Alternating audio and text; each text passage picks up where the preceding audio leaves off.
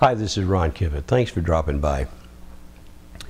I think most of you who know me and have seen some of my work know that one of the things that I always stress is that people who have had an incident, who have had an encounter, need to talk about it. You need to tell somebody about it because it is a life-changing thing for most people. It's something out of the ordinary. It's something unusual. Also, if you know anything about my work, you know that I've had the experience, and I've had it more than once. The first instance when I was a kid was relatively close. We were within 60 yards of this thing, and it was a flying saucer. Since then, I've had several other encounters, but they've all been at a distance. They've all been far away. More lights in the midnight sky than anything else. But in one case, I have photographs of them, which will be up on the website before too much longer. And in another case, it was a broad daylight sighting where the craft was under the clouds. And it was one of those golden copper color things. You've seen several pictures of them. Here's one now. This is not my picture, but it's one that someone else took. But it's the same type of craft. And I always tell people, if you've had this instance, you should talk about it. In my last video, I did a video about a report up in Pennsylvania where numerous people saw this thing. Numerous people were involved in it, but nobody wanted to admit that they'd seen a flying saucer. And I preach against that all the time, because the only way we're going to make any headway with this is if we somehow learn to dispel the idea of hoax and fraud and ridicule and criticism about the people who see them. So it's always been one of my big things. But the other night, I kind of got a wake-up call. It was about 1:30 at night. I had been working on the computer on my ebook, and I decided to come to bed, and I went into the bedroom, and it was very dark. And as I go to pull the sheets down, I look out the doors from my bedroom, the French doors, out over the pool, and there, hanging about 12 feet off the ground, just the other side of the fence that surrounds the pool, was an object. It was about 30 inches in diameter, about the size of the top of a trash can. And it was brilliant as far as looking at it and seeing it.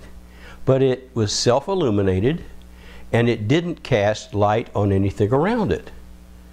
So I looked at it for several seconds, and I'm trying to think, well, you know, what is that? There's no light out there that could do that. I glanced down at the covers, and when I looked up again, it was gone. So I thought about it for a while. I looked, I studied, I went out and looked in the back, and there was nothing out there that could have caused that light. The next morning, when I got up, I mentioned that to my wife, and she said, oh, well, they were probably just checking on you. And her remark came because I had just returned from a stay in the hospital. I was there for about 5 days, and I have no idea why this would have happened. But she also related to me that the first night that I went to the hospital, she had seen something in the woods behind the house as well.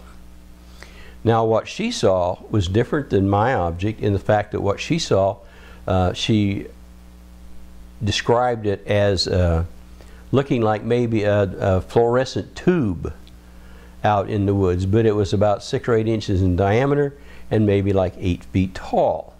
It again was self-illuminated and didn't cast light on the things that were around it.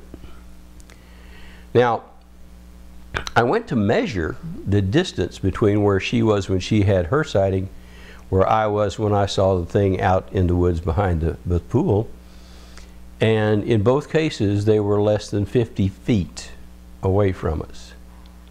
Now, the thing I saw was round, had several bands of color in it, but the centerpiece, what was almost like the pupil of an eye. The white of that was just brilliantly white, like white porcelain. and then there was a darker center inside of that.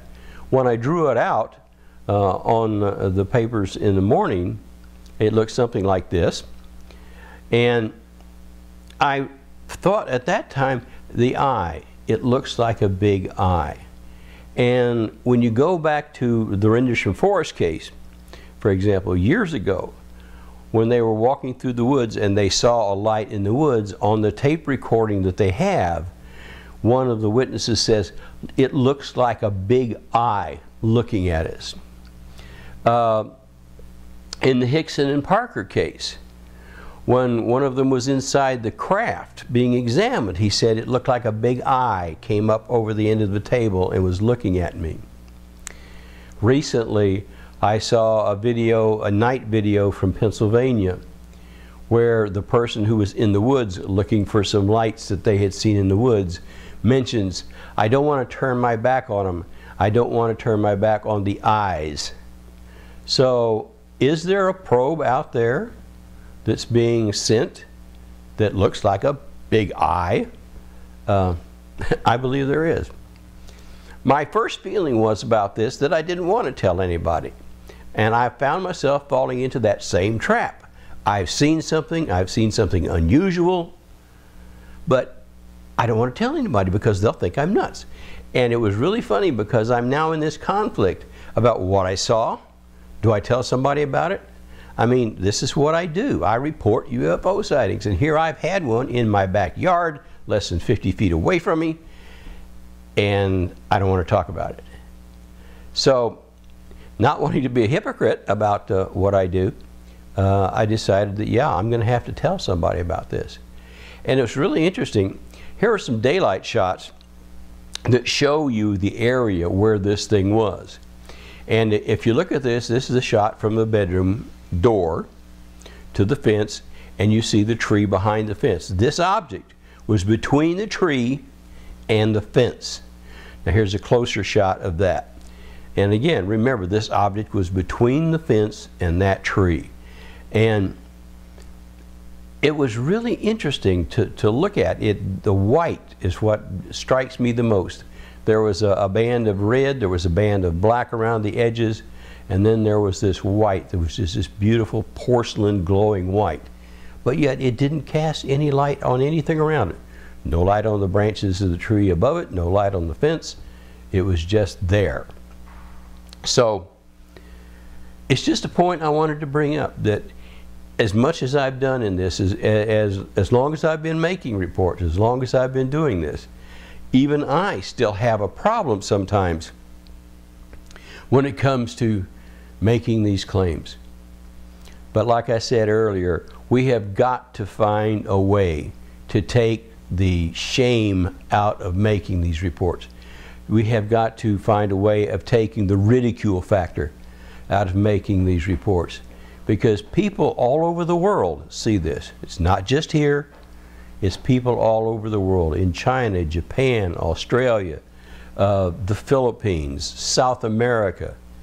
It happens all over the world, and the people who have these encounters, myself, you folks, we've got to start being able to talk about it, not being fearful to talk about it, because the more of us that talk about it, the less the ridicule will be there. And before we can learn anything real about what's going on, we have to be able to talk about it.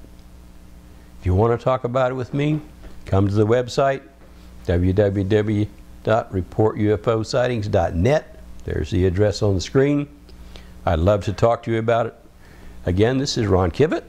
I thank you for dropping by the website, and we'll see you later. Oh, by the way, don't forget to stop by the website, www.reportufosighting's.net. There's the address right there on the bottom of the screen. And download the free interview I did with Betty Hill. Now, I recorded this interview some time ago when I had my radio program, Tales of Strange Things. I found Betty to be a charming lady. She was fun to talk to. And it's a side of Betty that you may not have seen or heard before. So when you get the chance, go to the website. There you go, right there. And download that free video. Enjoy the website. And we'll talk to you later.